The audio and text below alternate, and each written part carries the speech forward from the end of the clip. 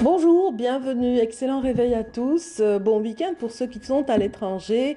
Et puis pour ceux qui sont ici, je souhaite un bon début de semaine et une pensée particulière à toutes ces mamans et ces papas qui accompagnent aujourd'hui leurs enfants qui reprennent les bancs de l'école après un long confinement imposé par la pandémie qui sévit toujours chez nous et partout ailleurs dans le monde. Et bien justement, on revient sur cette pandémie, sur ce Covid ou la Covid-19 avec Yazid Aït Mahiedine dans sa chronique. Il nous dresse un petit bilan des hauts et des bas de cette pandémie. Et puis, dans notre matinale, d'autres animateurs de rubrique vont me rejoindre, à l'instar de Nabila Abada, qui va nous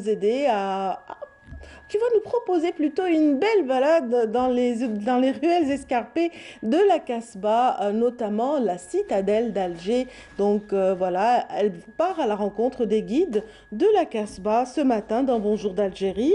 Et Mariam Moussaïd, quant à elle, nous présente encore une plante d'intérieur qu'elle appelle justement le coléus. En fait, elle est appelée le coléus. Elle va un petit peu nous dire quelle est l'importance de cette plante et de quelle manière on peut l'entretenir et de quelle manière on peut embellir nos intérieurs avec ces plantes en particulier.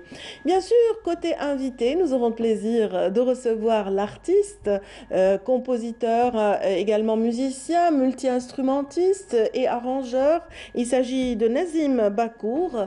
Nazim Bakour vient aujourd'hui nous parler d'un très beau projet qu'il a lancé il y a quelque temps avec un groupe d'amis d'Alger, mais surtout un chanteur issu des profondeurs du Sud, je dirais. Il s'agit donc de Messaoud. Ba Messaoud est un artiste qui évolue du côté d'Adrar, Timimoun, et qui est connu, très connu comme un loup blanc du côté du Gourara. Sa musicalité est très particulière, bien qu'il conserve jalousement son héritage, l'île en particulier. Donc, ces mix, ces mariages musicaux, on en parlera tout à l'heure avec notre invité Nazim Bakour. Et puis, n'oublions pas aussi le président de l'association Tuisat Alger qui viendra également témoigner de la contribution de son association à tout un effort justement en faveur de notre environnement. Et aujourd'hui, on va plus focaliser sur la journée mondiale des zones humides, on en avait déjà parlé. Et là, on va voir un petit peu l'apport de la société civile dans ces aspects de conservation des zones humides en particulier. Merci encore une fois, mesdames, messieurs, d'être là. Tout de suite, on vous offre un point météo signé Feriel Chir.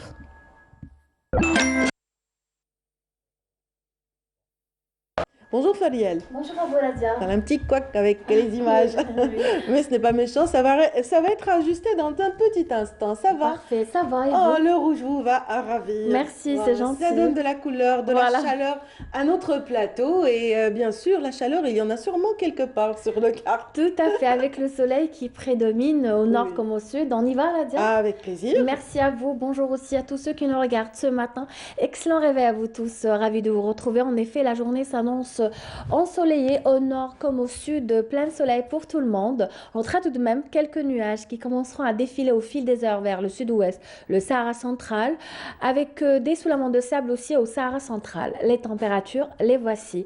Elles restent plutôt agréables pour la saison avec 16 degrés à Annabaskik à Alger, 18 sont prévus à Tlemcen, 17 à Oran, un minimum de 13 degrés à Batna, à Al Bayad, au sud, 18 aussi à Hassim Saoud, ou la Djellal aussi, 20 à Bchar, 24 à Tindouf, 25 à Drar, Insalah et Lizi, 21 degrés à Taman Rasset, 20 pour Janet et le maximum 28 degrés pour l'extrême sud.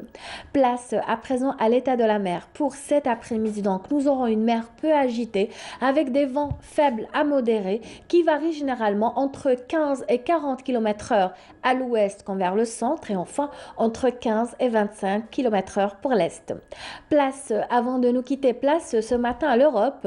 Aujourd'hui en Europe, le soleil prédominera vers le sud. Il aura du mal à s'installer ailleurs avec un temps généralement pluvieux pour Berlin. Il neigera à Moscou avec moins 1 degré côté température seulement pour Moscou, 10 pour Istanbul, 9 à Vienne, 7 Berlin, donc 10 degrés sous la pluie aussi à Londres, 12 à Paris, 16 à Rome, 14 à Lisbonne et enfin un maximum de 19 degrés, plutôt 14 à Madrid et un maximum de 19 degrés pour Lisbonne.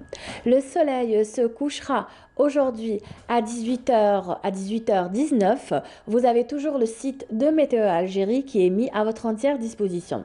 Je vous remercie pour votre attention. À tout à l'heure pour de nouvelles du ciel.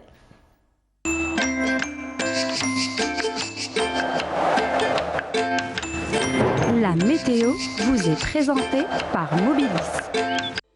موبيليس معا نصنع المستقبل.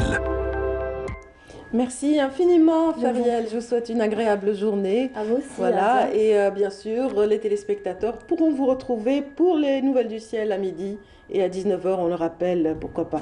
Et merci infiniment à tous ceux qui viennent de nous rejoindre également. Tout de suite, on vous offre, ainsi qu'à Fariel, cette chanson interprétée par le groupe Dzaïel dirigé, ou plutôt qui a pour voix celle de Hakim Ladjel. Hakim Ladjel aime s'entourer dans ses clips de ses amis. C'est ce qui se déroulera tout de suite dans ce clip tourné du côté de la Casbah en partie. Voilà, c'est parti. Voilà, c'était là le groupe Dzaïer, justement. Hakim Ladjel, on le disait tout à l'heure, ce passionné de rock progressif, a choisi justement cette belle reprise, Lillahi Adroni, qu'il chante voilà, avec ses deux copains, Hakim Salhi, on l'a vu à l'image, et aussi donc notre ami et interprète de chant chabi, Sidi Ali Idriss. Oui, Sidi Ali Idriss. Et Omar El-Hariq. Omar Le Taïssa, qui n'est pas un chanteur, mais qui a fait cette figuration. Oui, il a participé. Et pour cause, il adore la Casbah, en fait. Et il a participé au tournage de ce clip. Ouais. Tout à fait, tout à fait. Oui, le rock progressif. On a besoin du rock, hein, un peu rocker, un peu le Covid. Absolument, ben oui, pour contrer ce Covid, on a tout essayé finalement, Yazid, on a tout essayé, bien sûr, et il continue de... Voilà. Et on est toujours comme ça. Oui, on est tout le temps et masqué. Oui, dans 30 000 ans d'histoire, ils vont faire des recherches, ils vont dire en fait c'est un rituel religieux, voilà, parce qu'à l'époque, ils oublient tout. Voilà, ils vont spéculer sur la mode, ça peut être la mode de l'époque, voilà. De l'époque, etc. Parce que... Hérité de Hadjar, du Maghreb. Voilà, la petite voilette portée par les dames du Maghreb. Ben voilà, elle a inspiré le port d'un masque un jour. Absolument. Et pourtant, ce n'est pas le cas. On est en pleine pandémie, n'est-ce pas, Yazid? Oui, en pleine pandémie, mais il y a des choses intéressantes. Il y a quand même des côtés positifs. Il y a des hauts, comme on dit, il y a des bas. Et il y a des bas. C'est l'intitulé de votre chronique d'aujourd'hui. Pour le haut, on dit que pour la première fois que la loi de finances 2022 a consacré 8,4 milliards de dinars pour la recherche scientifique. Ils sont alloués au CDTA, au CDR, au CRTI et à d'autres centres et instituts de recherche dans le domaine scientifique. En fait, cette pandémie, elle a quand même stimulé la recherche scientifique et la recherche technologique. Oui. Nous Tout allons, à fait. Oui, et Parce même, que voilà, il y a une période de réflexion, de concentration. On a le temps pour réfléchir, pour avoir un recul. C'est ça qui est avantageux quand on est confiné. Voilà. Voilà. On vous demande de le déplacer vers la gauche, justement. oui, et ça aussi. parce que ça empêchait le micro de capter. Absolument. Et ça aussi, c'est un effet aussi de... Oui. On tourne avec ça depuis un moment. Beaucoup de tisanes. Parce qu'il y a beaucoup de tisanes. En fait, c'est des tisanes de fenouil. Et puis, chacun essaye de prendre des tisanes L'origan est vraiment le roi. plantes médicinales, etc. L'origan est désormais roi dans les cuisines algériennes. Absolument. Effectivement. Donc, en fait, il y a eu émergence de jeunes talents, de chercheurs, d'inventeurs. Par exemple, à Béjaïa, il y a eu la jeune bougiote Esma Bachir Bey, qui a été lauréate du concours Tataour. Elle a carrément développé un ventilateur qui fonctionne par l'énergie solaire qu'on a reçu sur le plateau. Il y a aussi Ammar Ghanem qui a développé un respirateur mécanique. Il y a également Riyad Brahim qui est de la Algerian Global Technology en partenariat avec le CDTA. Il a développé un prototype de respirateur. Il y a Fawzi Brahma de Mostaganem qui a développé carrément un masque intelligent et un drone thermique. Le masque intelligent est connecté à un smartphone, ce qui permet un peu de détecter la température de la personne. Parce que si j'ai un masque intelligent, je suis à côté de vous. Je sais qu'il y a de la fièvre qui tourne là. Voilà, absolument. Et puis, pour le drone thermique, il arrive à scanner intelligemment les grandes surfaces pour également dans le but de détecter donc, les Les températures. foyers, oui, là où c'est bien rouge, on évite. Là, Oui, voilà, là où il y a des personnes affectées, il arrive à les Il détecter, arrive à les détecter, ce drone intelligent. Après, il y a eu quand même le CDTA qui est l'un des pôles d'excellence en Algérie. Ils ont développé deux recherches. La première, elle est pilotée par Adel Oulfki, qu'il s'agit d'exploiter les applications d'intelligence artificielle et de la réalité virtuelle au service du diagnostic de la Covid-19. Et puis un autre projet piloté par Selim Hassani, évaluation de la perméabilité et de la performance de filtration des masques de protection. Donc ça concerne aussi les masques et leur efficacité et leur aussi comment ils seront plus efficaces à l'avenir. Donc en fait, et puis il y a eu ce plan, le CDTA a lancé ce plan stratégique national Oui. de l'intelligence artificielle 2020-2030. Donc en fait, C'est excellent. et ce qui est très très important par rapport au Covid-19 dans le domaine scientifique, c'est qu'il y a deux informations essentielles, importantes. La première, c'est que beaucoup d'universités dans le monde ont laissé, donc ils ont donné libre cours, ils ont donné libre accès à leurs recherches et à leurs publications. Donc on peut facilement accéder. Donc, Voilà, donc une réflexion algérienne peut aboutir sur un réseau oui, international. absolument. Par Avec exemple, aisance. C'est vrai que tout se fait maintenant en ligne. Oui. Et voilà, on a mais plus avant, de il y frontières. il y a eu des licences et des droits, on ne peut Oui. pas accéder facilement, c'est payant, etc. Mais depuis un moment, il y a beaucoup d'universités dans le monde, des prestigieuses universités, qui ont... donc il y a eu ce principe de libre accès des publications scientifiques. La deuxième, c'est que des grandes sociétés, des grandes compagnies, des grandes multinationales qui commencent à faire cession. Donc il y a eu cession de leur copyright, de leur intellectual property ou patent pour...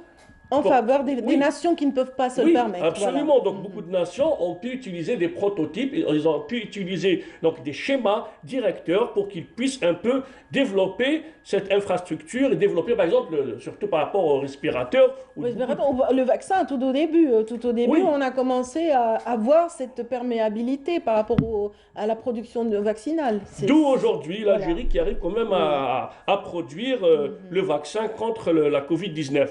Mais surtout, à l'époque, il y avait un grand problème dans les services de réanimation où il y avait manque de respirateurs, etc. Et c'est là où beaucoup de sociétés, beaucoup de compagnies américaines, japonaises, il y a eu cette cession de licences et de propriété intellectuelle, donc de patents, pour que les autres puissent en bénéficier. Donc ça a boosté un peu la recherche, ça a permis aussi aux chercheurs qui sont dans l'autre bout de la planète, du côté sud de la planète, qui sont quand même, ils sont arrivés quand même à y aller de l'avant et à construire et à fabriquer. Voilà. Et si on se permet d'analyser davantage ce type de réaction, on peut se dire aussi que l'humanité, ou plutôt, voilà, l'humanité, j'allais dire, retrouve son humanité. Oui, Voilà. l'humanité retrouve son humanité. Voilà. Oui, c'est bien dit. J'essayais. Voilà. Ça doit être une citation qui doit rester dans les annales. Tous ces industriels, tous ces chercheurs, tous ces scientifiques, non, tu es voilà, une poète en fait. Voilà.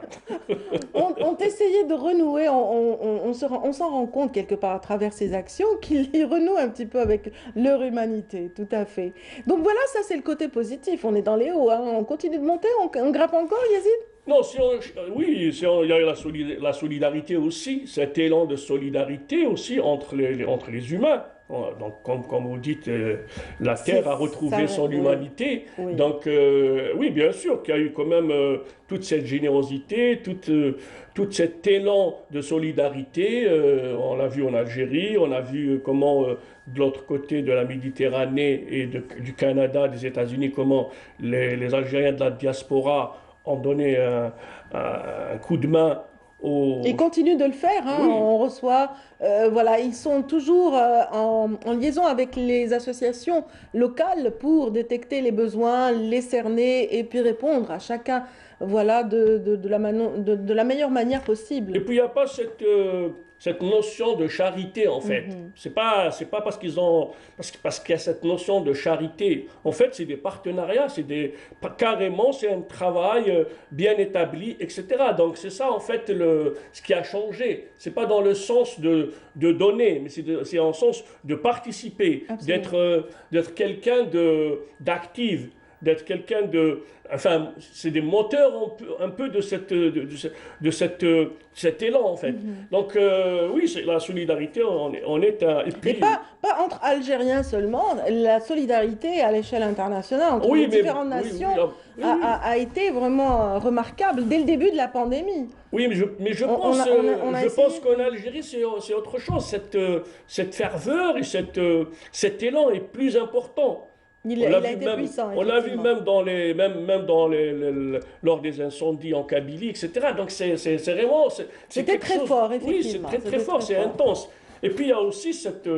En fait, la mobilisation pour le Covid a impacté sur la prise en charge de ces feux de forêt qu'il y a eu pendant l'été. Donc il y avait déjà une mobilisation sur place. Oui, donc il y a eu déjà une structure transféré, qui est là, absolument. Voilà, transféré. Et puis on ne doit pas oublier une chose, c'est qu'aujourd'hui... Après enfin, on est en plein Covid, on ne peut pas dire après. On n'y est pas espérons, encore. Oui, espérons qu'il viendra le jour où on dira après le Covid. On et dira, oui, le temps où on portait des masques. Oui, il était une fois. Oui, tout à fait. حجيتك ما جيتك واحد كان واحد النهار عام 20 l'Algérie a porté des masques. Voilà. Donc aujourd'hui aussi, ce qui est important, c'est qu'on est en plein société de connaissances. On est en plein... la mutation numérique, elle a été boostée par le Covid, en fait. Aujourd'hui, quand on voit... et puis ça permet il y a une floraison, en fait, de métiers liés donc, au digital. Tout à fait, le digital a explosé en tout cas à travers le monde. Et aujourd'hui, je pense qu'on n'a pas le choix en fait. On doit s'installer pleinement dans l'ère digitale, sinon on va disparaître.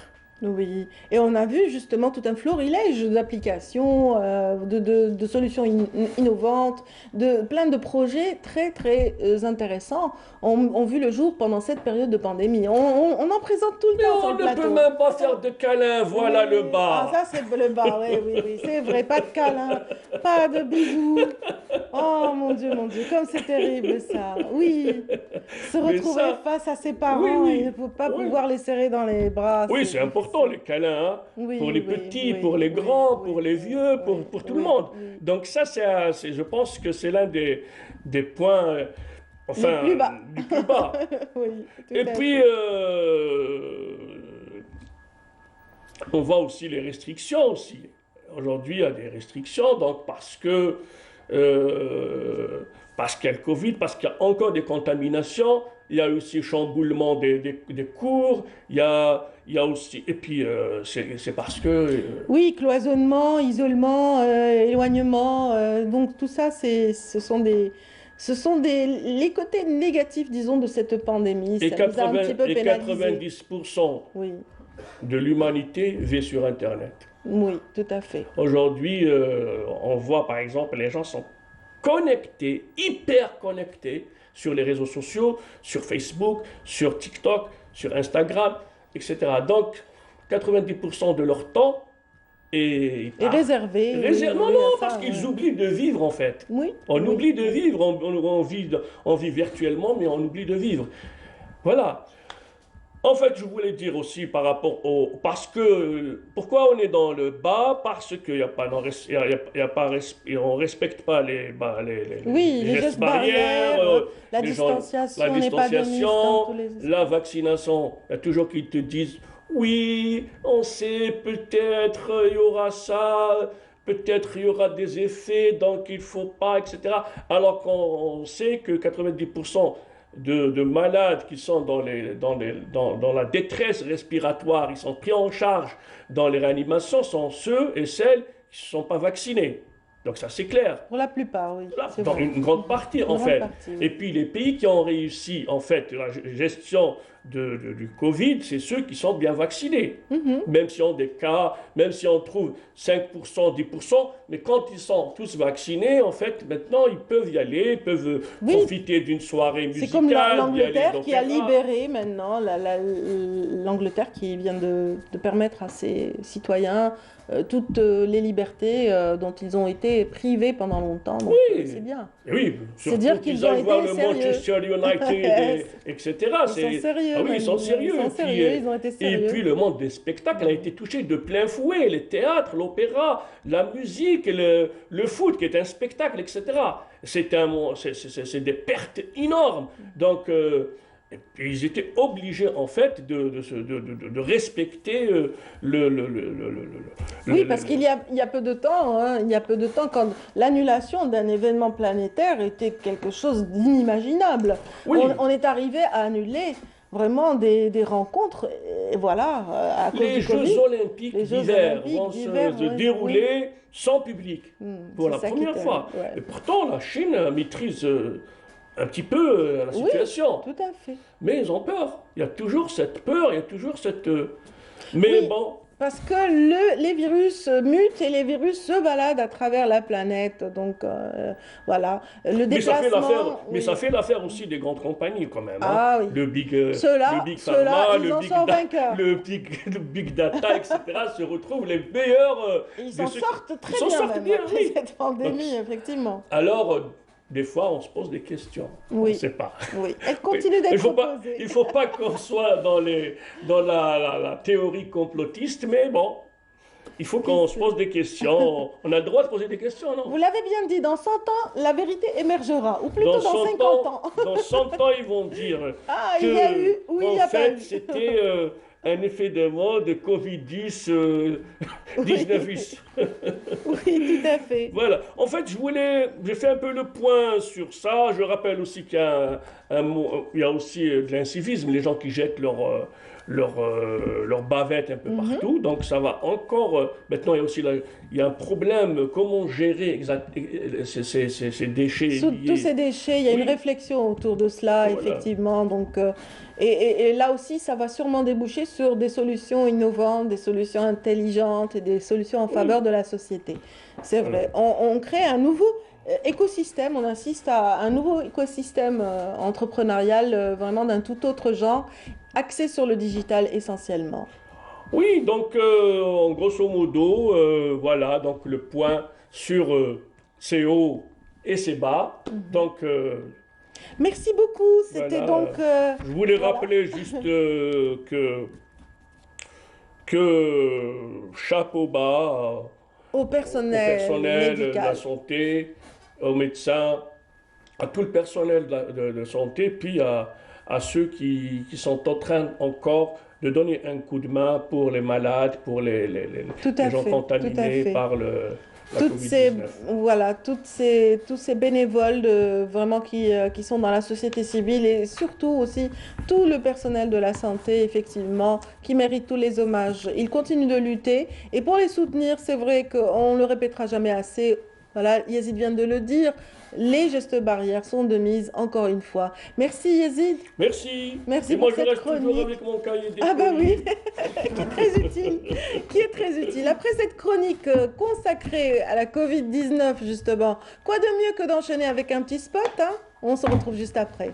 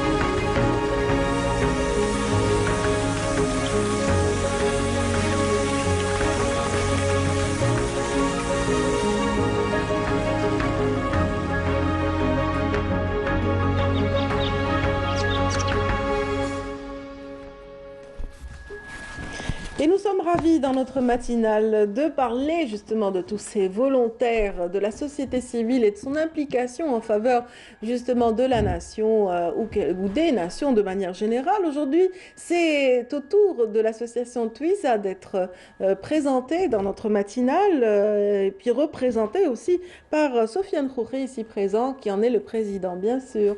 Bienvenue. Merci, bonjour, merci pour l'invitation. Une invitation bien méritée. Vous méritez d'être au devant de la scène aussi dans les médias, dans la mesure où vous menez des missions vraiment honorables, louables en faveur de tout le monde. Oui, bien sûr, c'est que l'association elle est connue. Donc l'association de volontariat Twiza de la wilaya d'Alger, c'est une association à vocation de jeunesse qui a été créée le 11 novembre 1993 dans l'objectif de promouvoir le volontariat en Algérie. Oui, donc depuis 93 à ce jour, donc vous n'avez cessé de déployer les éléments qui sont vraiment au grand cœur, je dirais, et qui ont voulu bien sûr participer, entre autres, à l'embellissement de leur pays, à la préservation d'un environnement sain. Sain et propre, oui, exactement. Donc il faut agir pour l'environnement, c'est aussi agir pour l'humanité, agir pour la santé. Voilà, donc l'association a mené beaucoup d'actions, beaucoup d'activités en faveur de l'environnement, à travers les chantiers de travail volontaire que nous organisons. Oui, en parlant justement de toutes ces actions organisées par l'association Twiza, la plus récente, donc c'était un déplacement à Adrar, n'est-ce pas, du côté du sud, de Tamantet plutôt. Oui. Tamantet, c'est plus Ouargla, non? Tamantet, non, c'est Adrar. Ça dépend toujours d'Adrar, d'accord. Tamantet, c'est Adrar. Oui. C'est une commune qui est proche de la commune de Adrar, située à peu près de 4 ou 5 kilomètres de la ville de Adrar. Donc c'est une ancienne ville. Donc tout le monde connaît Tamantet puisque à travers ses ressorts, à travers ses lacs, à travers donc voilà. Oui, il y a tout un chapelet de ressorts, justement cette architecture de terre qui continue de résister au temps et à travers aussi des Sifugara. Oui, il y a les Fougara, donc ce système ingénieux de répartition équitable de l'eau à travers les différents vergers. Oui. C'est vrai que ce sont des régions, comment dire, qui ont un climat assez arides en général, mais qui ont des écosystèmes tellement fragiles à conserver, mais qui participent justement, entre autres, à la conservation d'une eau potable. Justement, c'est pour ça que nous agissons envers ces régions pour mieux préserver et en amplifiant les actions de sensibilisation à travers ces régions, à travers de nos activités que nous organisons dans ces régions. Très bien. Lors de vos actions en faveur justement d'un environnement sain, d'un environnement propre, vous avez eu à visiter les zones humides d'une grande beauté, n'est-ce pas, vous me disiez? Oui, les zones humides, vous savez que nous avons déclenché la sonnette d'alarme, c'était en 1995 que l'association et les membres, ils ont décidé de s'occuper de ces zones fragiles.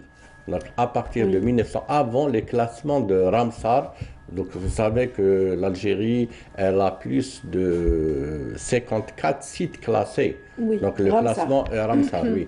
Et le classement, il a commencé de 2003 jusqu'à 2011. Oui, donc, certains sont menacés même de déclassement, à l'instar du lac de Reghaïa qui subit vraiment une altération due à la pollution actuellement. Et à la pollution, que le lac de Reghaïa est situé entre deux zones industrielles, la zone industrielle de Reghaïa et la zone industrielle de Ruiba.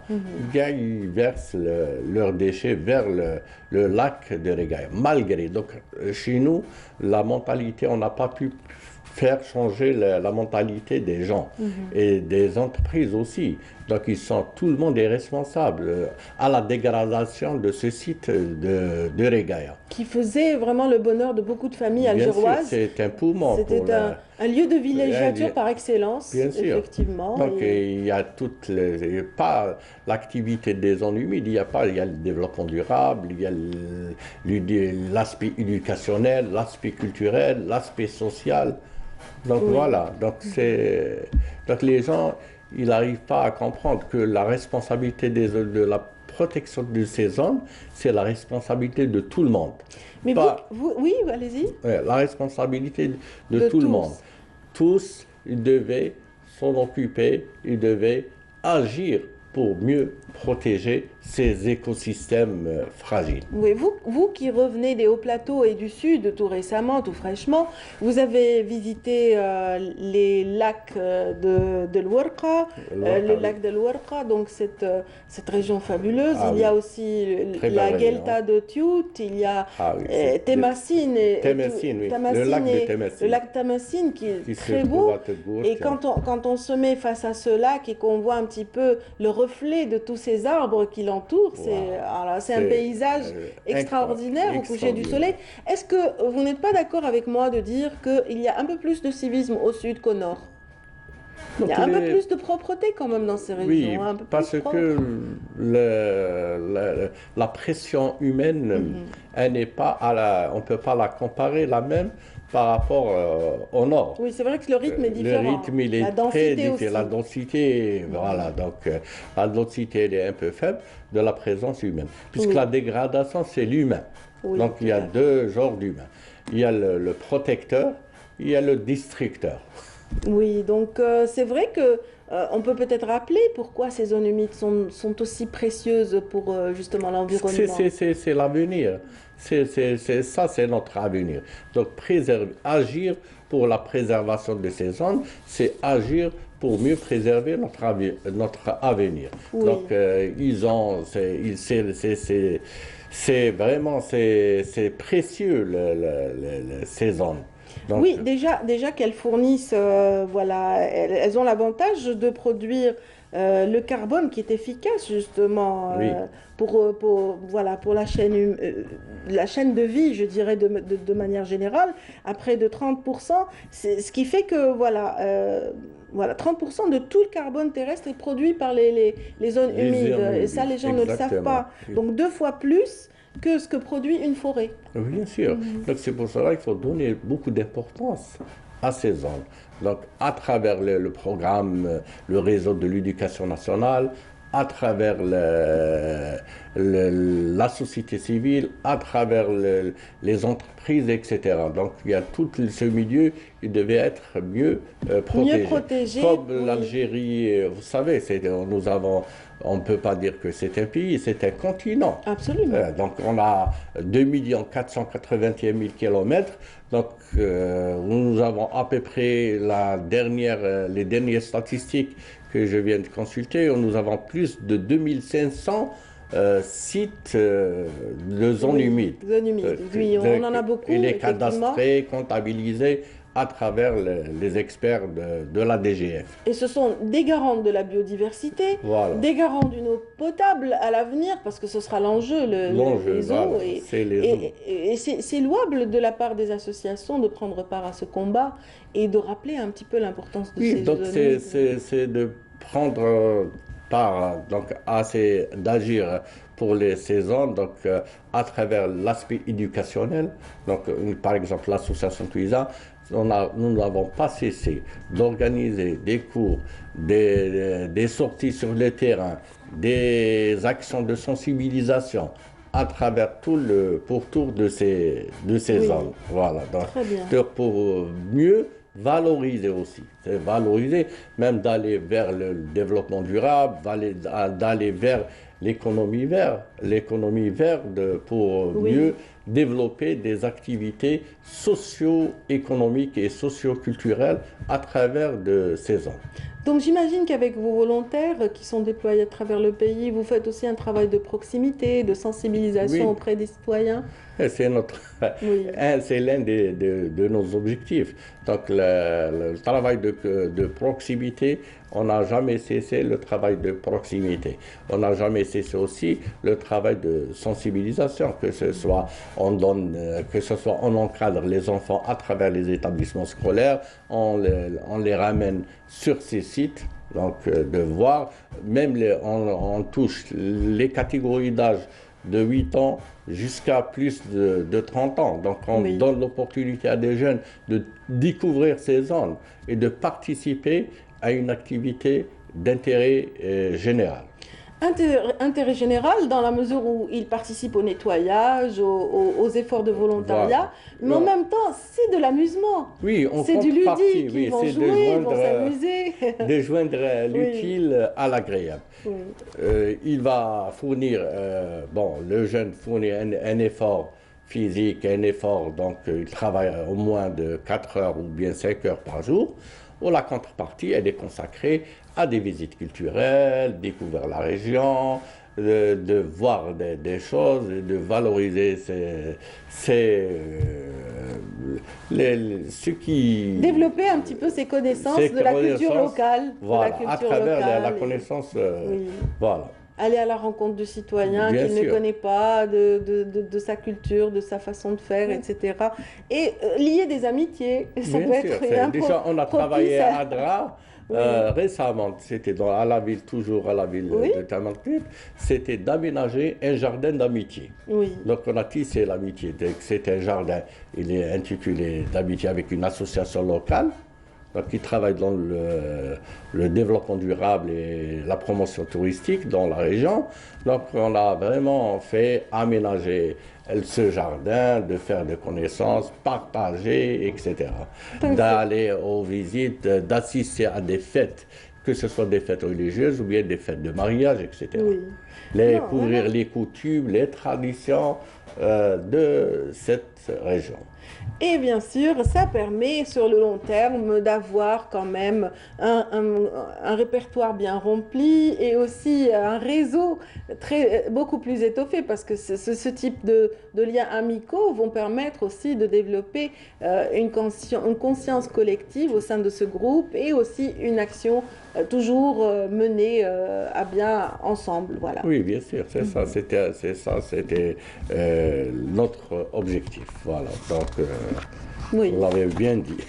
Très bien. Bien résumé. On vous remercie à travers vous, monsieur Sofiane Khouri. On salue tous les bénévoles de l'association Twiza qui est passée justement d'une association locale c'est une association de la wilaya d'Alger, mais elle active à l'échelle nationale et on vous souhaite vraiment de devenir une association nationale. Inch'Allah. Oui, puisque l'activité, elle n'est pas limitée. Oui, tout donc à fait. on développe, c'est en train de se développer. Voilà, les activités, que ce soit à travers, pour consolider les efforts fournis dans ce domaine. Eh ben, bravo. Que ce soit le domaine de volontariat, que ce soit le domaine de préserver de ces zones humides. Bravo donc à toute l'équipe de Twiza, donc longue vie à cette association. Et merci à vous et merci pour l'équipe, merci pour Canal Algérie de nous avoir donné cette opportunité de présenter. Mais non, ne remerciez pas parce que vous méritez, parce que vous protégez notre environnement, vous protégez un petit peu notre économie durable. Merci infiniment. Merci à vous. Merci aussi à ceux qui sont avec nous ce matin. Tout de suite, je vous propose d'aller droit vers Tizi Ouzou, de voir un peu l'état de l'agriculture ou ses spécificités avec notre ami Samia Bouarour. Merci. Yakouren, cette magnifique région montagneuse de Tizi Ouzou, réputée autrefois pour l'élevage de bétail, commence à perdre sa vocation. Avec 186 éleveurs en 2014, aujourd'hui, il n'en reste qu'une soixantaine.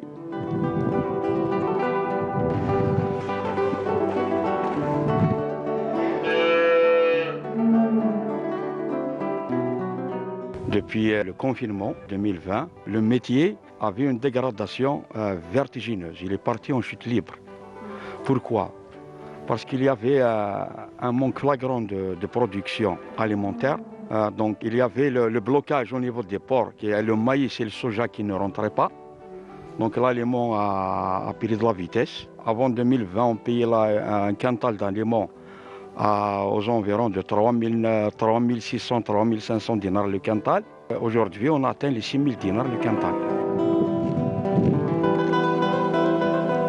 Dans cette petite localité de Thel Arbia, seul l'Arbi s'accroche encore à son activité. La première idée, c'était en 2014. J'ai eu l'idée de me lancer dans l'élevage bovin. À ma première année, je ne connaissais pas le métier. La botte de foin a atteint les 1200 dinars. Et j'avais 5 génisses qui ne produisaient pas beaucoup de lait parce qu'ils sont des génisses. Ils étaient à leur première portée. Grâce à l'apport de ma femme, moi et ma femme, on a pu surmonter tous les obstacles qui se présentaient. Les éleveurs de cette région fuient cette activité à cause de plusieurs contraintes, notamment la cherté de l'aliment de bétail.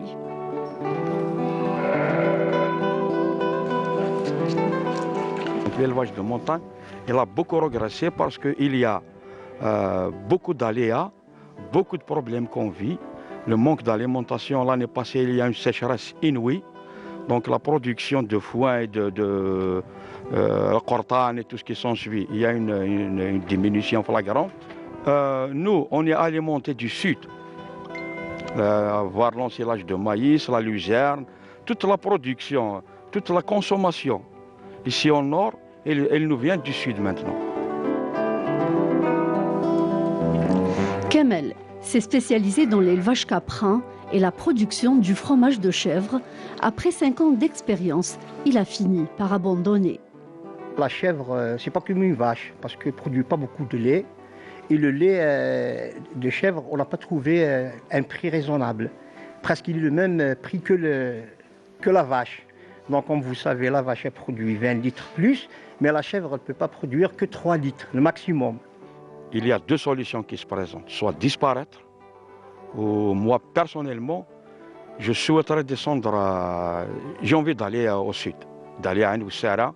Si j'arrive à avoir une concession là-bas, moi je déménagerai, j'ai envie de travailler. L'appel est donc lancé par ces éleveurs pour un meilleur accompagnement afin d'éviter la disparition de cette filière dans la région.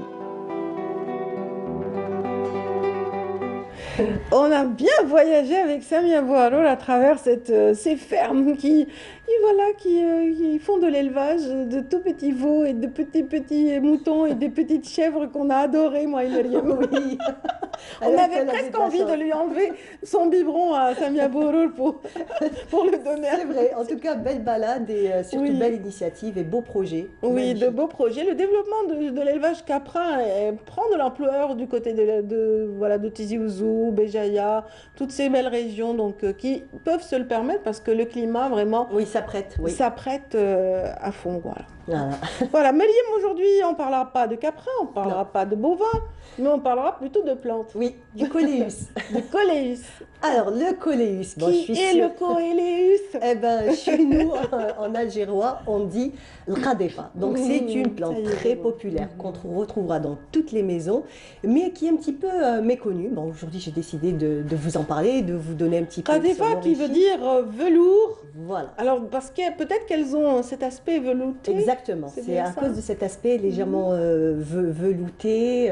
Elle est très appréciée aussi à cause de la couleur, surtout pour son c'est feuillage. vrai. Donc son feuillage coloré qui a des teintes légèrement pourpres.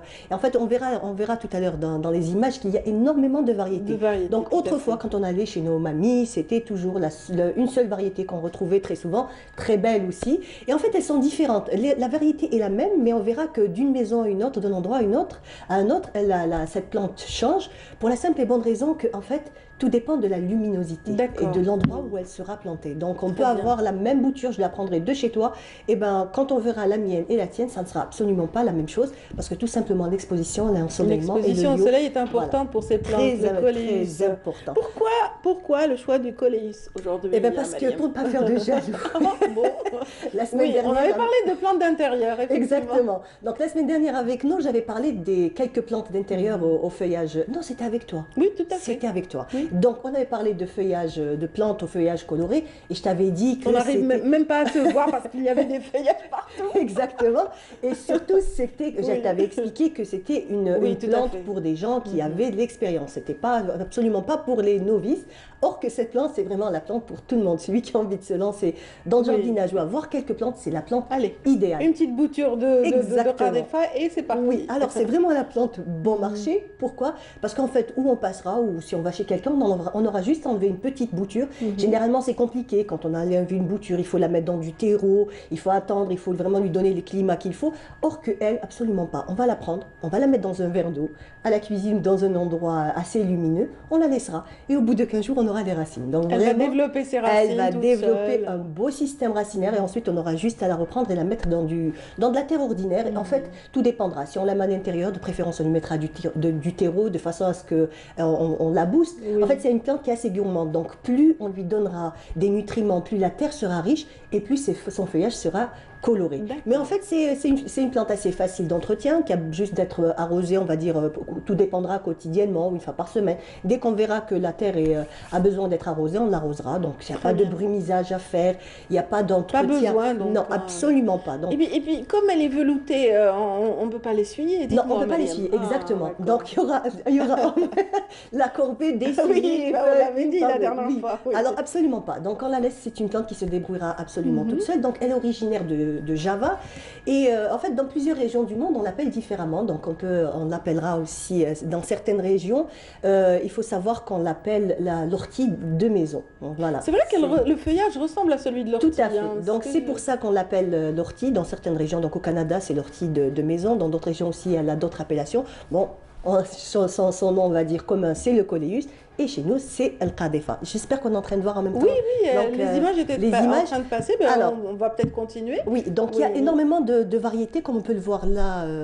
Alors, il y en a certaines qui sont des couleurs tout à fait pourpres, voilà, avec un dégradé de pourpre. D'autres seront panachées, donc panachées avec ou du vert ou du jaune. Même aussi le feuillage, on verra que le feuillage diffère. Donc, la grandeur, ça peut être de très grandes feuilles. Et comme ça pourra être des feuilles très dentelées, beaucoup plus petites. Donc, vraiment, il y a une très très belle, on va dire, gamme de formes de feuilles, de couleurs. Et voilà, donc vraiment, on peut faire de très très belles compositions. C'est vraiment l'intérêt de cette plante, c'est que si on a envie d'avoir de la couleur, ne pas avoir toujours le même feuillage un petit peu tristouné de vert ou de dégradé de vert, là on pourra apporter de la couleur. On pourra même aussi la mélanger avec d'autres plantes pour avoir ce côté coloré. Alors, moi ce qui m'intrigue, c'est de savoir, alors plus de soleil implique plus de pourpre ou moins de pourpre? Alors, plus de soleil impliquera plus de pourpre, effectivement. Donc, plus elle sera dans un endroit lumineux et plus son feuillage sera foncé et plus le pourpre sera très prononcé. Et en fait, plus elle manquera de lumière, c'est pour ça que je vous ai dit qu'elle est très facile d'entretien. Donc, si vraiment elle est dans un endroit où il n'y a pas trop de lumière, ce qu'elle fera, c'est qu'elle continuera à pousser, mais avec un feuillage beaucoup plus clair, donc qui ira vers le vert. Donc, voilà pour le coléus. Il faut savoir qu'en Nouvelle-Calédonie, bon, en fait, dans mes recherches, c'est ce que j'ai trouvé. C'est pas une plante médicinale qui n'est pas vraiment renommée. Mais l'île de Java, c'est loin aussi. Donc, voilà. Comment est-ce qu'elle. Voilà, les explorateurs ont toujours eu le don de prendre oui, et de parsemer toutes ces découvertes pour eux, donc à travers le monde. Et donc, au niveau de. Alors, en Nouvelle-Calédonie, elle est utilisée quand même en médecine traditionnelle par les Kanaks. Voilà, donc on ne connaît pas. Quelles sont les vertus peut-être? Quelles sont les vertus? Oui. S'il y a quelqu'un de Nouvelle-Calédonie qui nous voit, qui nous regarde, ça serait sympa de savoir exactement quel est son rôle dans Il y a toute une communauté algérienne déportée là-bas. C'est pour ça que j'ai fait un petit clin d'œil à ces gens-là. Donc on leur passe le bonjour d'Algérie. Oui. Et voilà, donc ça serait bien de savoir en quoi ils utilisent cette plante. En tout cas, ils sont excellents en agriculture. Ils ont des fermes. On l'a vu dans le reportage de Saïd Almi qui nous a permis de découvrir toute cette communauté très attachée à ses origines, oui. algériennes, voilà. Mariam, c'est la fin du parcours? Eh ben, encore des choses à on va encore donner juste quelques petits avec plaisir, conseils. Vous avez le temps, ne vous inquiétez pas, moi je vais me poser la question. Non, alors, comme je vous disais, c'est une plante qui coûte pas cher. Donc, si vous avez quelqu'un, vous pouvez prélever une petite bouture que vous prendrez chez vous, ou alors en pépinière. Alors là, vous trouverez franchement une très très belle gamme. C'est vraiment l'idéal d'aller en pépinière, parce que là, vous pourrez en prendre plusieurs variétés avec différents feuillages. Au niveau du prix, c'est vraiment des plantes que vous trouverez vraiment à bon marché. Donc ça commence à partir de 100 dinars, le petit godet, jusqu'à 200 dinars. C'est vraiment le maximum. Maximum. Voilà. Et ce qui est sympathique aussi, donc côté positif pour cette plante, c'est qu'elle a une croissance rapide. Donc au bout de 2-3 mois, vous aurez une belle touffe. Donc d'un petit bout, d'une petite bouture, au bout de 2-3 mois, surtout si vous lui donnez on va dire le cadre. Surtout si on l'aime. Ah oui. Si on l'aime, si on l'arrose, si on lui parle, si on lui met du soleil, c'est bon. On ne peut que l'aimer parce que vraiment, c'est vraiment la plante la plus facile. Donc ce qu'on fera, c'est que si par exemple on l'a en pot, on ne va pas la laisser partir en hauteur parce que quand même c'est une plante qui peut arriver jusqu'à, on va dire, 80 cm de hauteur. Ce qu'on va faire, c'est essayer de toujours la garder un peu, on va dire, plutôt un peu en touffe. Donc ce qu'on fera, c'est qu'on va éclaircir à chaque fois. On prendra les tiges terminales, on enlèvera et c'est ça qui va faire qu'elle va développer encore du feuillage au bas latéralement. Exactement, latéralement. Et c'est ça qui va faire qu'elle va se remplir, se densifier. D'accord, voilà. donc on coupe des petits bouts. On coupe sans aucun problème. Ou on coupe et on les remet replante ailleurs. ou pas? On peut les replanter, bien sûr. Donc on peut les replanter. C'est pour ça que je te disais que c'était une plante très facile. Donc on peut la mettre dans de l'eau, la laisser faire son système racinaire. Comme on peut directement la bouturer en terre. Donc une bonne terre, du bon terreau. On aura juste à les piquer, arroser bien entendu au départ. Toujours arroser généreusement. Quand même c'est une plante qui aime l'eau. Donc plus on lui donnera pas trop, bien entendu, parce que quand même elle va souffrir on va dire de pourrissement de racines si vraiment on la noie. Il faut absolument pas la noyer, mais lui donner suffisamment d'eau et surtout en été. Donc ne pas hésiter, hein. Surtout si elle est en plein soleil dans le balcon, allez-y, vous pouvez arroser 2 fois par jour, donc le matin très tôt et le soir, elle vous dira pas non, au contraire, elle s'en portera que mieux. Voilà, et elle nous montrera toutes ces belles, j'allais dire des joues rouges. Ces feuillages rougeâtres. Ces feuillages rougeâtres, exactement. Merci infiniment, Maria. Merci à voilà, vous. on en connaît un bout maintenant sur le coléus. Voilà. On sait pourquoi. Merci, bonne journée. À vous de même. Voilà, je n'arrêterai jamais de remercier nos amis téléspectateurs qui nous suivent ce matin pour les plus fidèles. Et puis merci à ceux qui viennent de nous rejoindre. Nous avions promis en début d'émission de vous parler de la Casbah. On va sillonner les ruelles escarpées de ce bel ensemble architectural avec Nabil Abada dans un moment. Mais pour planter le décor, on va y aller tout de suite avec Faria El-Hamdi. Faria El-Hamdi qui nous fait découvrir un des multiples artisans qui conservent jalousement l'héritage de la Casbah en matière d'artisanat. Il s'agit de Monsieur Sahnoun, Mohamed Sahnoun, connu comme un loup blanc dans la Casbah. Et c'est parti, c'est pour tout de suite. C'est à la basse Casbah, dans l'antique quartier de Zoujayoun, que se trouve la caverne d'Ali Baba, ou bien la caverne de Mohamed Sahnoun, qui remémore l'art de vivre, plein d'enseignements du passé d'Alger, des Beni Mezrana, ainsi que l'éclat et le faste de l'Empire ottoman. هي مهنة شوية وعرة أكثر من اللي يخدمها. اللي يخدمها بالك سهلة على اللي يطم هذا الشيء، خاطر هذا الشيء راه مضر شوية في الشرق شوية في الغرب شوية في. حنا نتعبوا بزاف باش نجيبوا هذا الشيء هذا. فهمتي؟ كاين دي فامي عندهم العجب. عندهم العجب مام هنا في البلاد في الجزائر. في وسط البلاد عندهم العجب هنا في الجزائر. كاين في تلمسان ثاني. الدخلي لدارو عنده متحف كبير كاع. بصح واش انهم ما يبيعوش، مي ان شاء الله برك يدربوا ولادهم تسمى على هاد التحف، يولفوهم هما ثاني يتهلاو في هذا الشيء، لخاطرش التحف هادو نورمالمون مام بنادم يفقر ولا ما لازمش يبيع.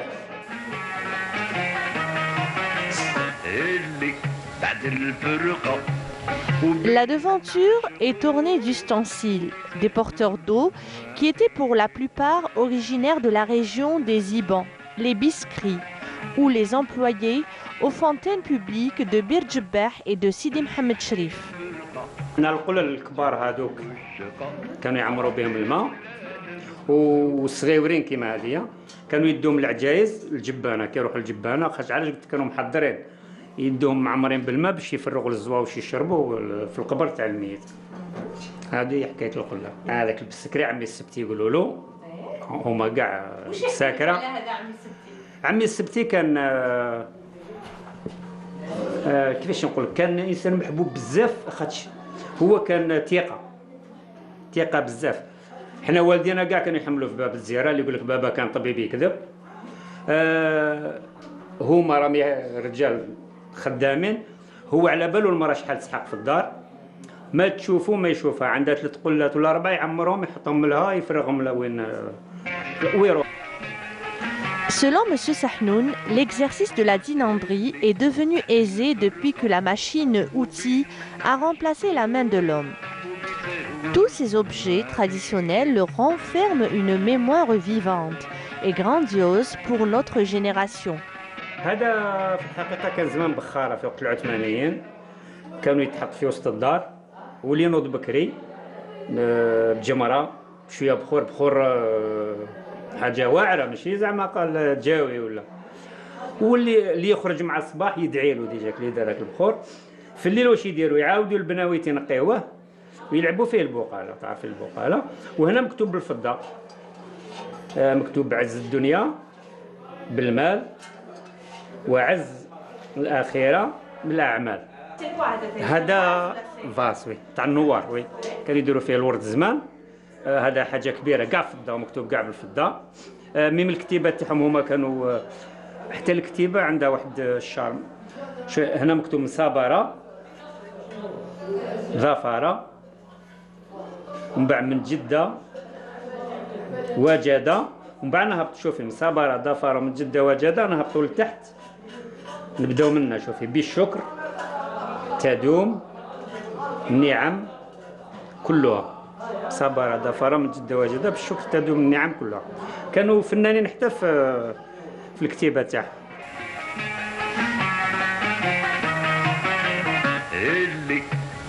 Nous avons quitté M. Sahnoun qui continue toujours à exercer ce métier par amour à ces objets précieux. Il nous a fait voyager à travers le temps en nous relatant l'histoire de chaque objet. Merci à ceux qui viennent de nous rejoindre dans Bonjour d'Algérie. Nous avons le plaisir de recevoir j'allais dire auteur, non, il est compositeur, arrangeur, il est multi-instrumentiste, le musicien de session Nazim donc Bakoul est présent aujourd'hui avec nous. Bienvenue. Bonjour Radia. Ça Merci, va? ça va, super. Oui. J'espère que vous ne vous sentirez pas un peu isolé dans la mesure où je vais commencer, voilà, honneur aux dames. Donc je vais commencer par donner la parole d'abord à Nabila Abada ici présente et qui adore le Sud aussi. Point commun. Bonjour, bonjour. Ça va Nabila? Bonjour, bonjour. Ça va? Bonjour. Bonjour Radia. La bien? Oui. Radia et Nabila. Ok. Voilà. Oui, on va lui laisser le temps de se réveiller. Hein. Je suis là, bien On café. n'a pas l'habitude, mais elle est matinale. Les artistes, leur problème, c'est qu'ils veillent. Ça se réveille très tôt un artiste. Hein. Ah bon? C'est des clichés. Oui, Pour la c'est des plupart, clichés. du moins que je connais. Oui, oui. La plupart me disent la même chose, effectivement. Un réveil matinal pour la plupart. Mais ils arrivent à tenir le coup parce qu'ils sont emportés par la magie de la musique. Le soir, ils peuvent veiller aussi tout autant et ça c'est bien, ça c'est très bien. On va parler de musique avec vous, mais avant on va voyager un peu dans les ruelles escarpées de la Casbah avec Nabila. Exactement, exactement. On va aller plus précisément à la haute Casbah. Tout en haut de la Casbah. Exactement, à la citadelle. Donc on va faire un tour, enfin, ça reste quand même, bon, la Casbah, toute la Casbah, c'est un endroit magique, envoûtant, on ne peut pas nier et dire le contraire. Mais la Haute Casbah reste aussi un endroit assez particulier dans le sens où elle a vu passer plusieurs phases, plusieurs aussi conquérants, j'en perds mes mots. En fait, c'est moi qui ai besoin de café ce matin. Besoin d'un café ce matin. Mais en fait, pas Nabila, ça a été le cas pour tout le monde. Mais c'est vrai que c'est un prémontoire. Oui. Et il domine. Donc on a vu depuis la citadelle sur la basse Casbah, sur toute la ville. C'est ça, c'est ça. Mais c'est parce que c'était un endroit très stratégique, donc choisi par les dirigeants d'Alger. Voilà, c'est surtout les Ottomans. Barberousse, on va voir après durant aussi le reportage et la partie d'escapade.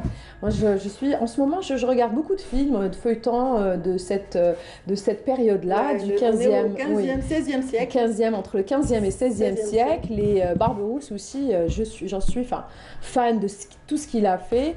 Et, le roi de la Méditerranée. Exactement, incroyable. Il avait une très très belle fille aussi. Et donc la citadelle était, elle respire encore. Hein, c'est entre les entrailles de cette citadelle et qui domine aussi toute la baie d'Alger. Et bon, il y avait après le Dey. Bon, on verra tout ça à travers. Voilà, c'était les fortifications de la spéciale, capitale algéroise qui étaient imprenables à l'époque. On disait le Maharoussa. Et tout de suite, on va visiter ce joyau architectural, un Nabila. Oui, on y va. On y va et on revient tout de suite.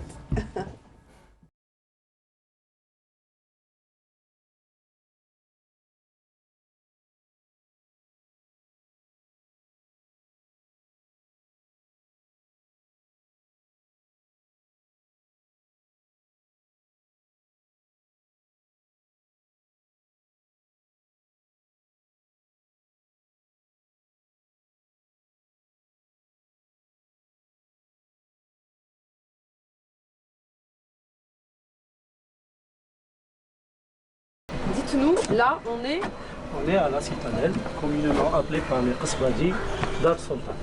Donc c'est un édifice qui a été érigé au XVIe siècle par les Ottomans, exactement en 1516, par Harouj Barberousse. La citadelle culmine à 118 mètres au-dessus de la mer, c'est tout à fait le sommet de la Kasbah. Là? Oui, on est tout à fait au sommet, à 118 mètres au-dessus de la mer. Donc c'est une bâtisse qui domine toute la Kasbah et la baie d'Alger.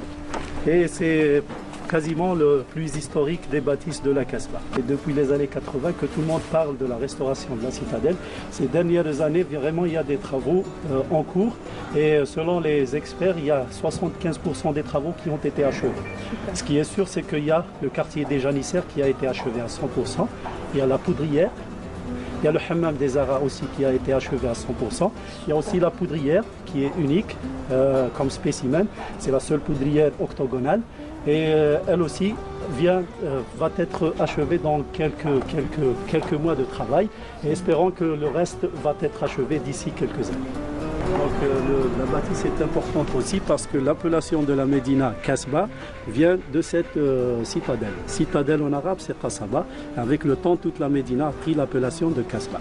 La Kasbah aussi ça peut aussi vouloir dire, selon quelques historiens, une ville fortifiée. Et la Kasbah d'Alger était entourée à l'époque de 3200 mètres de remparts, ce qui avait valu à Alger à l'époque l'appellation d'Alger la bien défendue.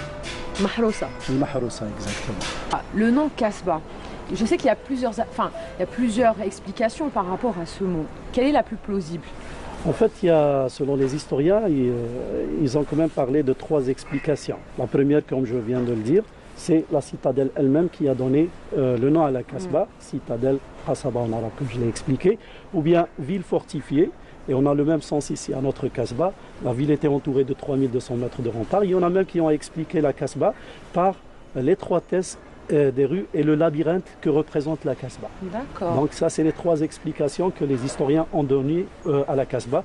Et on a les 3 sens ici dans notre Kasbah. Parce que parlant de labyrinthe, il n'y a pas mieux que d'avoir une cité comme celle-ci pour entamer même la guérilla, si on parle de la bataille d'Alger, qui a été choisie pour ce fait, parce que ça facilitait le fait d'attaquer et de se sauver à partir des dédales de la Kasbah et à partir des terrasses.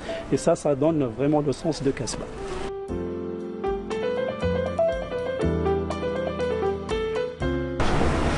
Mais pourquoi? Alors on va s'arrêter ici. Oui, mais pourquoi? Bien sûr, faire la visite de la Kasbah sans s'arrêter ici et parler de ce monsieur, je pense que ce ne serait pas une visite complète.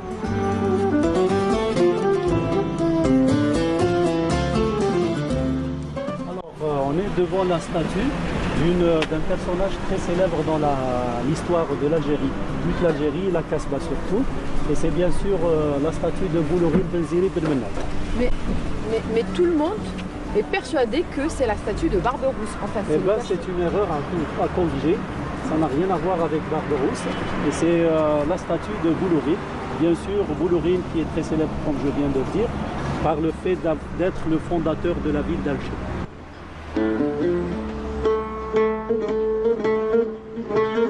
En fait, la prison pour les Algérois, c'est toujours la prison de Serkadji. Pourquoi l'appellation de Serkadji? Parce qu'avant la présence française, c'était pratiquement une usine de vinaigre à l'époque ottomane. Donc Serkadji serait une fabrique de vinaigre qui était là avant de transformer cette fabrique de vinaigre en une prison à l'époque coloniale. La prison est en train d'être rénovée pour être utilisée comme musée d'histoire. Et la prison, bien sûr, quand on parle de la prison de Barbarousse, on ne peut pas parler de cette prison sans faire référence à ces noms que vous voyez gravés sur la carte géographique de l'Algérie. Et c'est 69 noms des gens qui ont été guillotinés à l'époque française. Bien sûr, la première personne étant guillotinée, c'était Ahmed Zabana en 1956. Ensuite, il y avait 69 autres personnes qui ont été guillotinées à l'intérieur de cette prison, sans parler des autres personnes qui ont été guillotinées dans les prisons de Constantine et d'Oran. À peu près 150 à 160 personnes ont été guillotinées à l'époque française.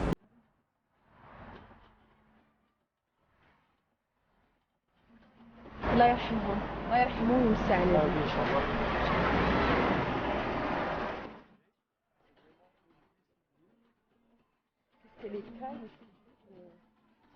comme ça.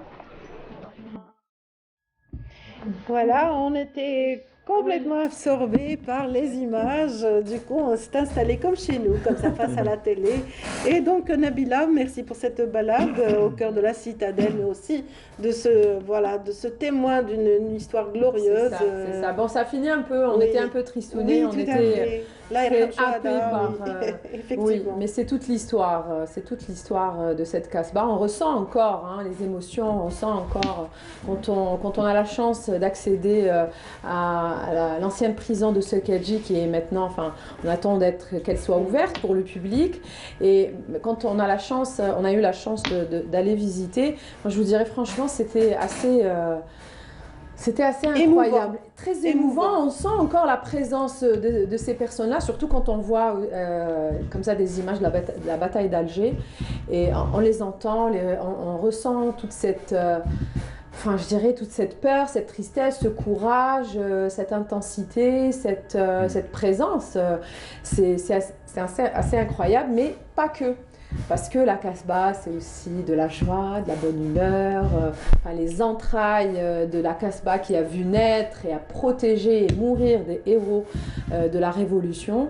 Et voilà, on attend avec impatience la finition enfin de la rénovation de la citadelle. Comme ça, on pourra visiter à nouveau, faire découvrir aux enfants. Oui, exactement, ça serait bien qu'il y ait des sorties scolaires pour les enfants.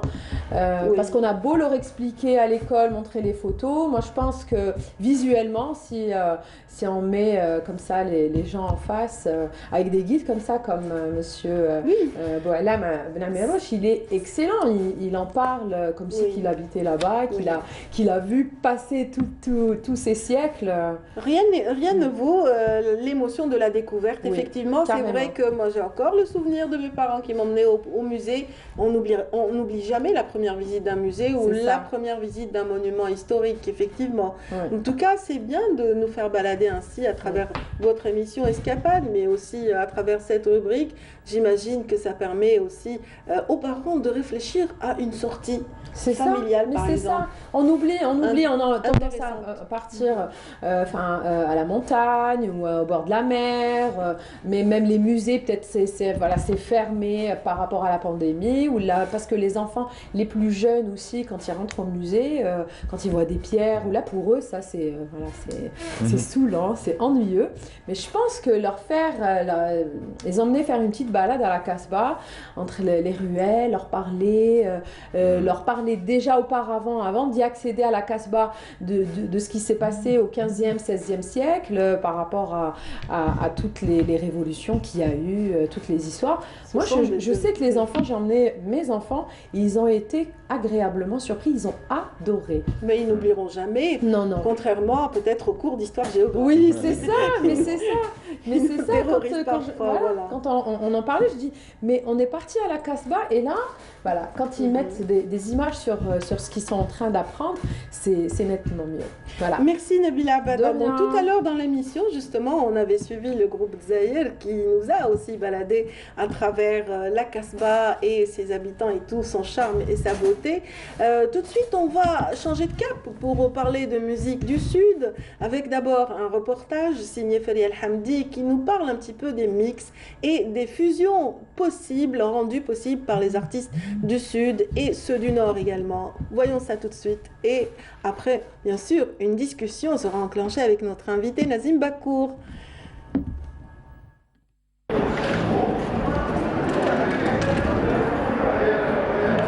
Ils sont jeunes, amoureux de la musique. Nous les avons rencontrés au studio de répétition Ahmed Melek au village des artistes à Zeralda.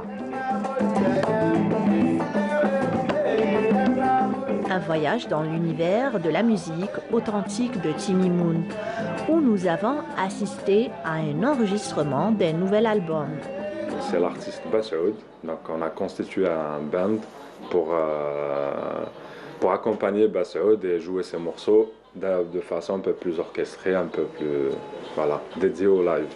نحب الوتر هذا الوتر كي نسمع الوتر نحب نخدم مع الوتر ملي كنت صغير لي زانستريمو كنا نخدموهم غير بحاجه هكاك بيديك تخدم لي زانستريمو ودير لي فيل وتبدا تعزف من بعد في عمري هكا واقع 15 سنه كسبت درت آلة موسيقيه مي تمسا كومونس.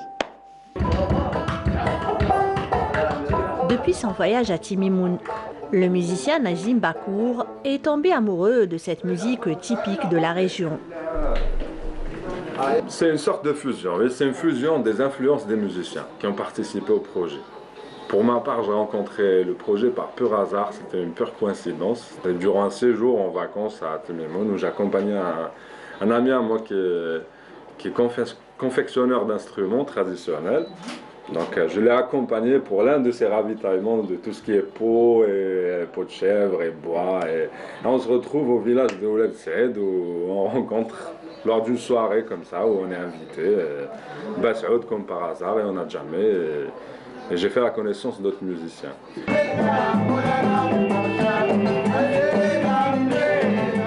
Dans un bel élan de créativité, les deux groupes ont donné libre cours à leurs instruments, qui ont appris à se connaître et à se reconnaître, échangeant phrasés mélodiques et répliques de transition. La musique, ça a commencé dès le jeune âge, en autodidacte. C'était par l'initiation de l'un de mes frères, Hussein. Et depuis, je suis attaché à tout ce qui est cordes, à tout ce qui est percussion. Avec le temps, j'ai fait des auto-formations à la leçon et animation. Et je me suis retrouvé avec le temps à ce projet qui s'appelle Mpassa Records, avec Abim Saoud de Timimoun et des amis à moi d'Alger et d'un peu partout. On a décidé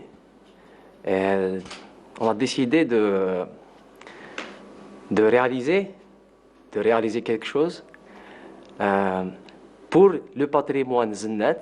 C'est des musiciens qui se rencontrent, ils vont créer quelque chose. C'est à partir de là qu'il va y avoir naissance d'un groupe. C'est ça les objectifs. Et bon, c'est vrai que on fait des enregistrements, on fait des répétitions, mais on se base plus sur la recherche musicale entre des gens comme le groupe de Nazim, par exemple, aujourd'hui.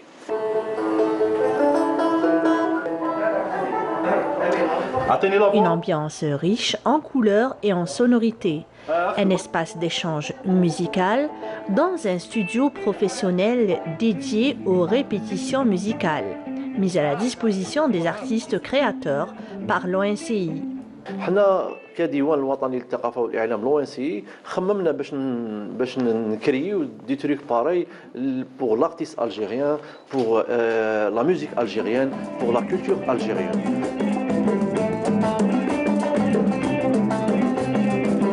Un espace idéal pour ces groupes de musiciens qui auront l'occasion d'échanger leur expérience et leur savoir-faire.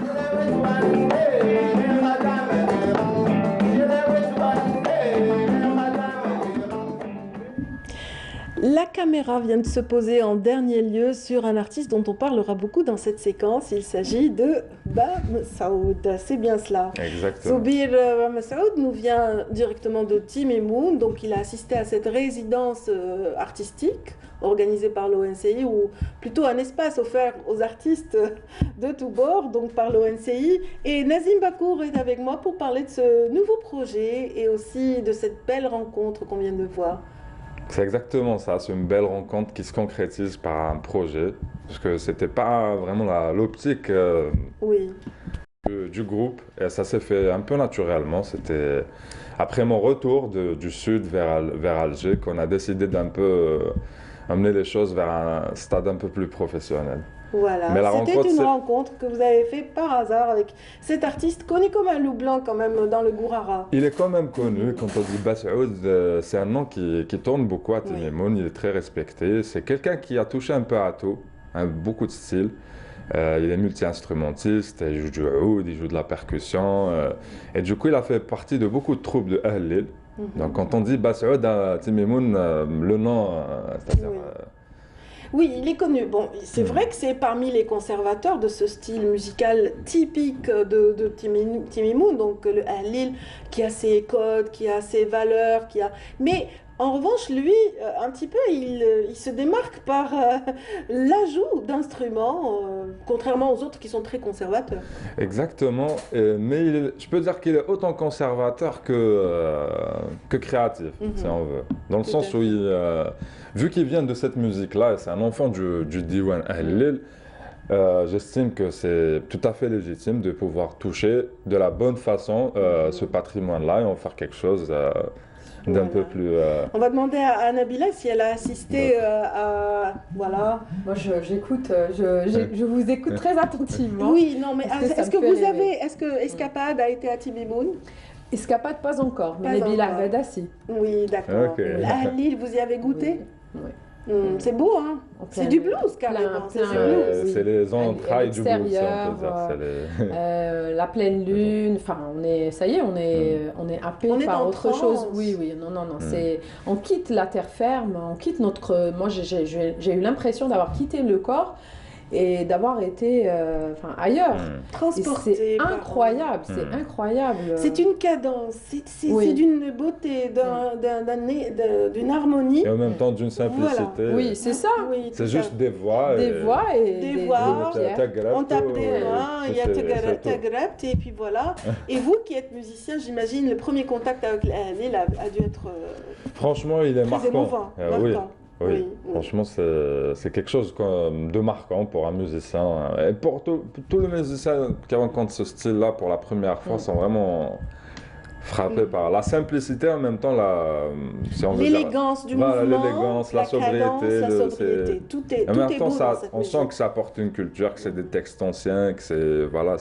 Oui, ça a valu quand même, ça a valu à cet art en particulier qui est authentique, et vous aimez tout ce qui est authentique, Nazim Bakour ici présent. Donc c'est vrai que ça lui a valu un classement au patrimoine mondial immatériel de l'humanité, et il méritait vraiment cette place. Donc on revient un petit peu à cette aventure, à cette rencontre, donc qui a abouti à ce projet, donc fusion, mariage, comment on peut l'appeler?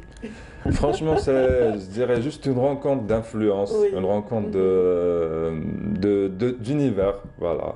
Parce que faut savoir que Bassoud a son univers et chaque membre, on va dire, du groupe a ses propres influences et son propre parcours. Donc, comment mettre toutes ces influences-là et ces inspirations au service de la musique? Très bien.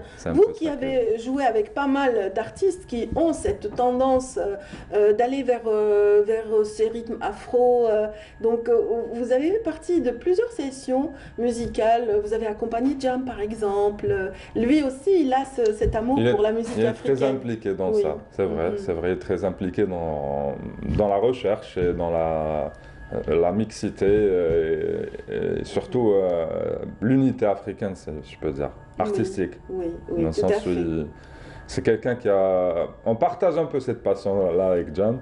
Notre passion pour l'Afrique, on a voyagé tous les deux en Afrique. On a fait des voyages aussi ensemble, des concerts. L'un des concerts marquants, c'était Jazz à Ouaga. Donc, on a fait le Burkina ensemble. Et donc, on partage cette passion-là pour la musique africaine et l'Afrique en général. Vous avez beaucoup voyagé, Nazim Bakour. Hein? Donc, vous avez été beaucoup en Afrique, contrairement à certains qui ont travaillé sur ce répertoire de musique, voilà, ou ces genres en particulier à partir de leur pays, hein, qui n'ont jamais quitté l'Algérie.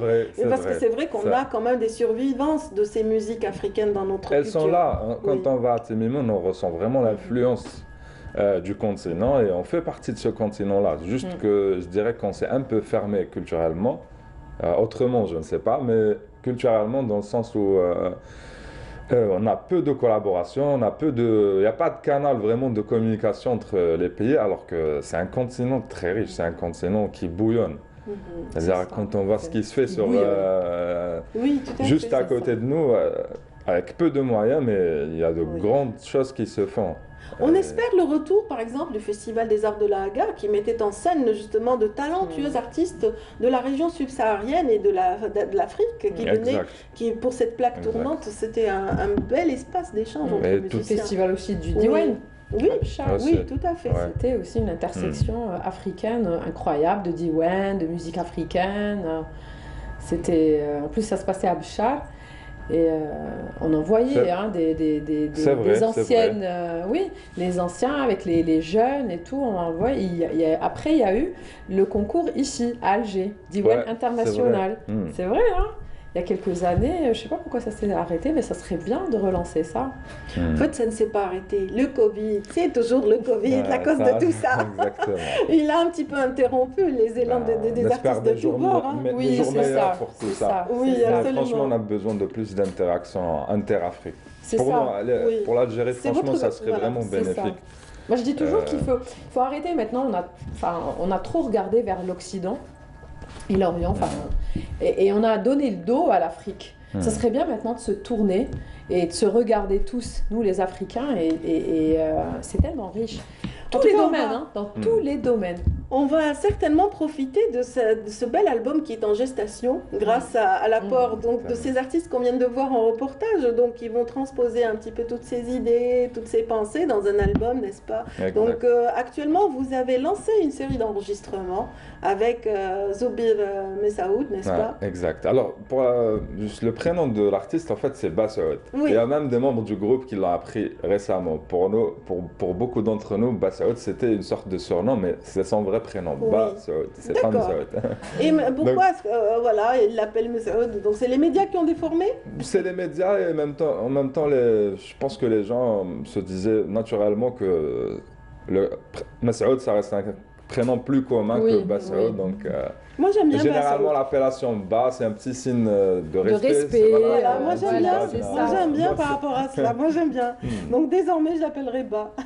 Donc vous, Nazim Bakour, Adnan Benawisha et Farid Mseli participez à ce projet qui verra le jour prochainement. Bon, pour l'instant vous avez déjà lancé des singles, des sessions live. Voilà, il y a un single en session live qui a été lancé. Il y a eu 2 sessions live. Ça a été au village de Tala pour la première, qui est un village près du village de Bassaoud, qui se trouve à 10 km de Oulad Saïd. Et tous ces villages-là sont à peu près à 20 km de Timimoun, mais ça n'a rien à voir avec la ville. Vraiment, ces 20 km, c'est proche, mais on voyage dans le temps. Donc on peut voyager déjà à travers ces deux extraits sur YouTube, sur la plateforme Exactement, YouTube. Il y en a un qui va sortir bientôt, une 3e session live qui s'est faite à Qsar Dra, à Aramoudra. Donc c'était vraiment bien ancré dans le désert.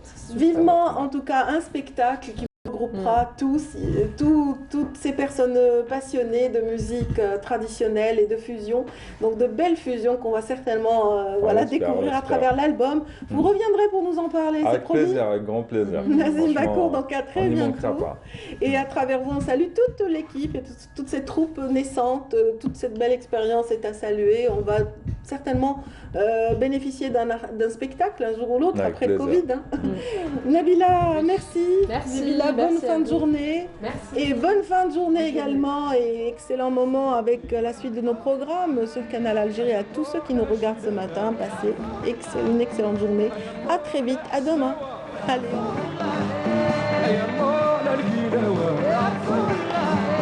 جينا صلوا نبينا رسول الله نبينا يا نبينا يا رسول الله يا الله يا نبينا يا حبيب الله يا حبيبي صلوا على نبينا والنبي محمد يا الله يا نبينا يا رسول الله يا الله محمدي يا رسول الله نبينا يا الله العربي يا رسول الله يا الله السوداني يا رسول الله نبينا يا الله الجيلاني يا رسول الله يا الله السوداني يا رسول الله جيلانا صلوا نبينا رسول الله نبينا يا الله يا نبينا يا رسول الله يا